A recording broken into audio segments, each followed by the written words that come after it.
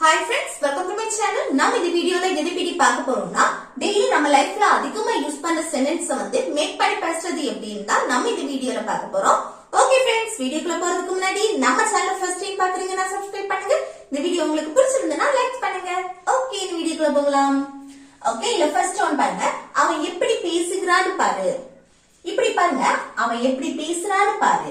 நான் எப்படி சமைக்கிறேன்னு பாரு. நான் அதை எப்படி செய்கிறேன்னு பாரு. நான் எப்படி விளையாடுறேன்னு பாரு. இந்த மாதிரி ஒரு செயல் எப்படி நடக்குதுன்னு பாரு அப்படின்னு சொல்லுவோம்ல, அதுக்கு நம்ம வந்து சிம்பிள் பிரசன்ஸ் யூஸ் பண்ணி பேசிக்கலாம். ஓகே, ஒரு செயல் எப்படி நடக்குதுன்னு பாரு, அது எப்படி செய்கிறேன்னு பாரு, நான் எப்படி சமைக்கிறேன்னு பாரு. இந்த மாதிரி ஒரு செயல் எப்படி நடக்குதுன்னு பாரு அப்படின்னு சொல்றதுக்கு சிம்பிள் பிரசன்ஸ் யூஸ் பண்ணி பேசிக்கலாம். சரியா? இதுல அவன் எப்படி பேசுகிறான்னு இது ஒரு செட்டு, மற்றபடி பாரு அப்படிங்கறது தனி. அந்த வெர்பை தான் ஃபர்ஸ்ட் நம்ம எழுத போறோம். ஓகே, அப்ப அந்த அவன் எப்படி பேசுகிறான்னு பாரு. அப்ப அந்த பாரு அத வந்து நம்ம தனி எழுத போறோம். இல்ல பாரு அதுக்கு சீன் சொன்னாலும் ஒண்ணும் இல்ல, மற்றபடி லுக்னு சொன்னாலும் தப்பு கிடையாது. ஓகே, மேக்ஸிமம் நம்ம லுக் யூஸ் பண்ணி பேசுவோம். சரியா? அப்போ சி அண்ட் லுக் எது வேணாலும் யூஸ் பண்ணிக்கலாம். அடுத்து சென்டென்ஸ் ஸ்பீக் பண்ணுவோமா? அவன் எப்படி பேசுகிறான்னு. அப்ப அந்த எப்படி அதுக்கு என்ன சொல்லுவோம்? how. ஒரு சென்டென்ஸ்ல WH வந்தனா அத ஃபர்ஸ்ட் எழுதிடணும். சரியா? how. அடுத்து என்ன வரணும்? சப்ஜெக்ட். அவன், அவன்னா he. அடுத்து என்ன வரணும்? verb வரும். verb எது? பேசுகிறான்னு. அப்ப பேசுறதுக்கு இங்கிலீஷ்ல talk. ஆனா இதுல வந்து என்ன வரணும்? கூட எஸ் சேர்த்து பேசுவோம் தானே? talks. இல்லையா? எஸ் சேர்க்கிறோம். சிம்பிள் பிரசன்ஸ் படி subject he, she, it singular noun வரும்போது வரக்கூடிய வெர்பு கூட எஸ், es இல்லனா is இந்த மூணுல ஒன்னு சேர்ப்போம். அது இந்த வெர்போட இந்த ஸ்பெல்லிங்க பொறுத்து, லாஸ்ட் அந்த ஸ்பெல்லிங்க பொறுத்து தான் நம்ம எது வரும்னு தெரியும். சோ இல்ல வந்து லாஸ்ட் கேல முடியுது, இங்க வந்து எஸ் தான் சேர்ப்போம். சரியா? அப்போ see how he talks, இல்லனா look how he talks, இந்த மாதிரி சொல்லுவோம். அடுத்து நான் எப்படி சமைக்கிறேன்னு பாரு. நான் எப்படி சமைக்கிறேன்னு பாரு. அப்ப எப்படி சமைக்கிறேன்னு இது ஒரு செட்டு, பாரு அடுத்து அந்த பாரு அதுக்கு see and look ரெண்டுல எது வேணாலும் யூஸ் பண்ணிக்கலாம். ஓகே, அடுத்து எப்படி, எப்படினா how. அதுக்கப்புறம் சப்ஜெக்ட் நான், நான்னா I. அடுத்து verb வரும். verb என்ன? சமைக்கிறேன், சமைக்கக்கூடிய செயல். சமைக்கிறதுக்கு இங்கிலீஷ்ல cook. கூட என்ன வரணும்? எஸ் எஸ் சேர்ப்போமா? சேர்க்க மாட்டோம். ஏன்னா சப்ஜெக்ட் ஐ வந்திருக்கு. Subject I you we they.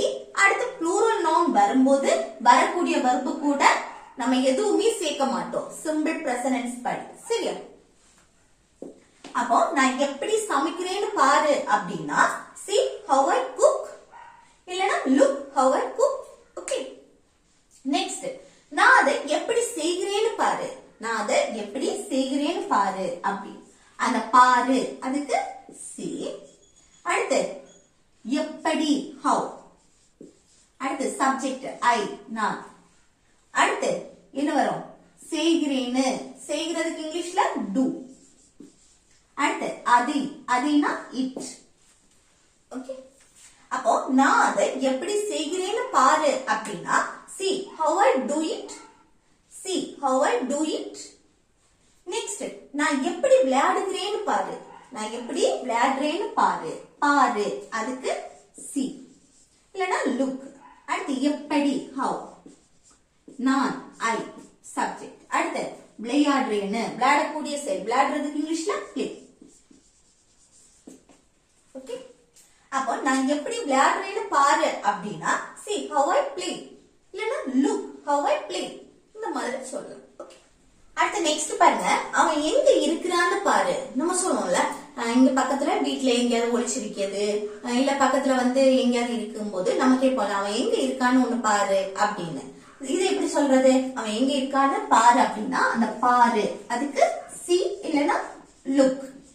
Okay, ரெண்டுல எது வேணாலும் யூஸ் பண்ணலாம். அடுத்து என்ன? அவன் எங்க இருக்கிறான்னு அவனுடைய இருக்கக்கூடிய இடத்தை நம்ம மென்ஷன் பண்ணி கேட்கிறோம். ஓகே, அப்ப அவனுடைய நிலை, அவன் எங்க இருக்கா, எப்படி இருக்கா, என்னவா இருக்கா, இந்த மாதிரி நம்ம கேட்கும் போது நம்ம பி வெர்ப் யூஸ் பண்ணி தான் பேசுவோம். அங்க மெயின் வெர்ப் வராது.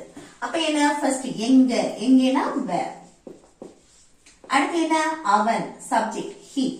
அடுத்து என்ன வரும்னா எங்க இருக்கிறான்னு அப்படின்னு சொல்லும் போது where he is be verb use பண்ணும்போது சப்ஜெக்ட்டுக்கு அடுத்து be verb வரும். அது வந்து present ஃபார்ம்ல நம்ம யூஸ் பண்ணுவோம். தான் present தானே யூஸ் பண்றோம். அப்ப present யூஸ் பண்ணும்போது இங்க is தான் வரும். Okay, am is are. presentக்கு am is are இந்த மூணுல ஒன்னு தான் யூஸ் பண்ணுவோம். அதுல subject he she it singular noun வரும்போது ஓகே இங்க is தான் யூஸ் பண்ணுவோம். அதனால தான் is யூஸ் பண்ணுவோம். ஓகே, அப்போ அவன் எங்க இருக்கிறான்னு பாரு அப்படின்னா see where he is, see where he is. Okay, இல்லனா look where he is. அடுத்து அவன் எங்க இருக்கிறான்னு கேளு. நம்ம சொல்லுவோம்ல அவன் எங்க இருக்கிறான்னு ஒண்ணு கேள அப்படின்னு சொல்லுமா, அது எப்படி கேக்குறது, கேளு, அதுக்கு ask. அடுத்து இதே போலதான் எங்க இருக்கிறான்னு அவனுடைய நிலையை நம்ம சொல்றோம். அப்ப எங்க where, அடுத்து அவன் he, அடுத்து எங்க இருக்கிறான்னு சொல்லும் போது is be verb சேர்த்தா போதும். அப்போ ask where he is, ask where he is. Okay, அவன் வந்ததை நீ பாத்தியா, நம்ம கேட்போம்ல அவன் வந்ததை நீ பாத்தியா. இதுல அவன் இருக்கு, நீன்னு இருக்கு.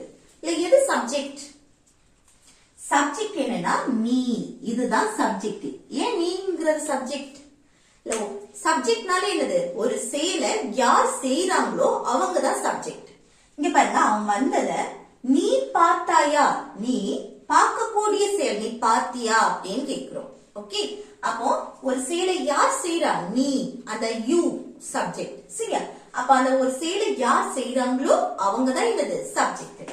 இல்ல நம்ம யார பத்தி பேசுறோமோ அவங்களும் சப்ஜெக்ட். ஓகே, இங்க ஒரு செயல் நடக்கு, சோ ஒரு செயலை யார் செய்யறாங்களோ அவங்க தான் சப்ஜெக்ட்.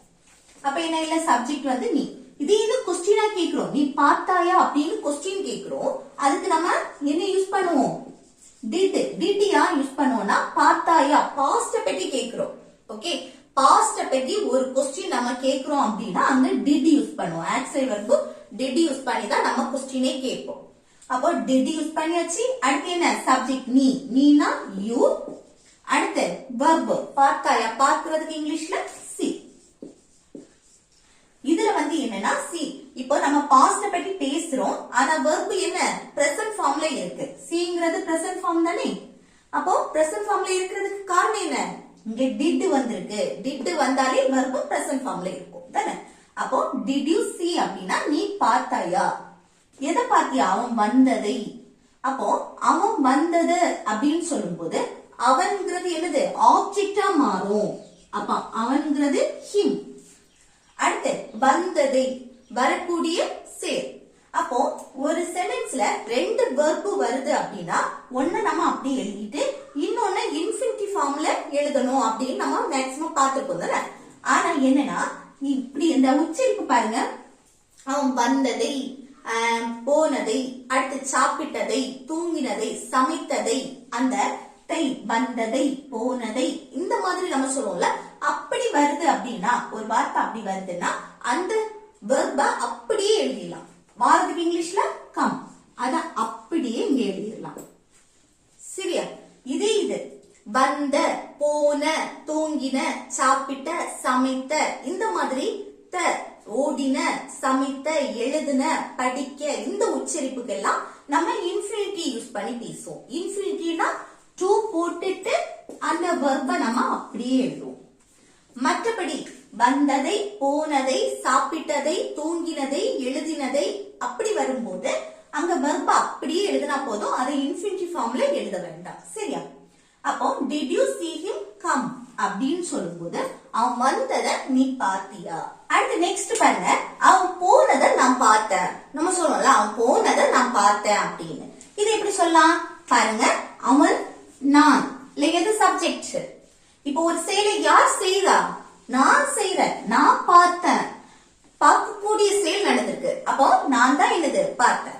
அப்போ இது என்னன்னா பாஸ்ட் டென்ஸ், முடிச்சு போனதை பத்தி பேசுறோம். ஓகே, ஆல்ரெடி பார்த்தாச்சு. அப்ப அவன் போனதை நான் பார்த்தேன் அப்படின்னு சொல்லும் போது சிம்பிள் பாஸ்ட் டென்ஸ் படி எழுதணும். அப்போ நான் பார்த்தேன் அப்படின்னா நான் ஐ. அடுத்து பார்க்கிறதுக்கு இங்கிலீஷ்ல சி, அதோட பாஸ்ட் சா. ஐ சா, நான் பார்த்தேன். எது? அவன் போனதை. அப்போ அவன் அப்படின்னா அது ஹிம்மா மாறுதான் ஆப்ஜெக்ட். அடுத்து போனதை, போறதுக்கு இங்கிலீஷ்ல என்னது? கோ. இந்த வெர்ப அப்படியே எழுத வேண்டியதுதான். சரியா? அப்ப அவன் போனதை நான் பார்த்தேன் அப்படின்னா ஐ saw him go. I saw him go. Okay. அடுத்து நெக்ஸ்ட் பாருங்க, அவன் போனதை நான் பார்க்கல. நம்ம சொல்லுவோம்ல அவன் போனதை நான் பார்க்கல. அப்போ நான் பார்க்கல நெகட்டிவ்ல இருக்குதானே. அப்ப இது எப்படி எழுதணும்? ஃபர்ஸ்ட் சப்ஜெக்ட் நான், இன்னொன்னு நெகட்டிவ்ல இருக்கு, இன்னொன்னு என்னது? Past tense. பார்க்கவில்லை, முடிஞ்சு போன விஷயம். பாஸ்ட் டென்ஸ், முடிஞ்சு போன விஷயத்தை பத்தி பேசுறோம். அப்போ நெகட்டிவ்ல பேசுறோம். அப்போ சப்ஜெக்ட் ஐக்கு அடுத்து என்ன வரணும்? நெகட்டிவா பாஸ்ட் டென்ஸ் பத்தி பேசும்போது didn't. ஓகே, didn't வரும். சப்ஜெக்ட்டுக்கு அடுத்து didn't சேர்ப்போம். அதுக்கு அடுத்து verb. verb எது? பார்க்கவில்லை. பார்க்கிறதுக்கு இங்கிலீஷ்ல see. Okay, I didn't see அப்படின்னா நான் பார்க்கவில்லை. நான் பார்த்தேன் அப்படின்னா I saw. ஓகே, புரியுதா? I saw அப்படின்னா நான் பார்த்தேன். நெகட்டிவ்ல சொல்லும்போது நான் பார்க்கல அப்படின்னு நெகட்டிவ்ல சொல்லும்போது I didn't see. சரியா? அடுத்து எதை பார்க்கல? அவன் போனதை. அப்போ அவன் him. அடுத்து போனதை, போறதுக்கு இங்கிலீஷ்ல go. ஓகே, அவன் போனதை நான் பார்க்கல அப்படின்னு சொல்லும்போது I didn't see him go. I didn't see him go. Next, அவ அதை எடுத்ததை நான் பார்த்தேன். அவ அதை எடுத்ததை நான் பார்த்தேன். இது எப்படி சொல்லலாம் பாருங்க? நான் பார்த்தேன், பாஸ்ட் டென்ஸ், முடிச்சு போனதை பற்றி நம்ம பேசுறோம்.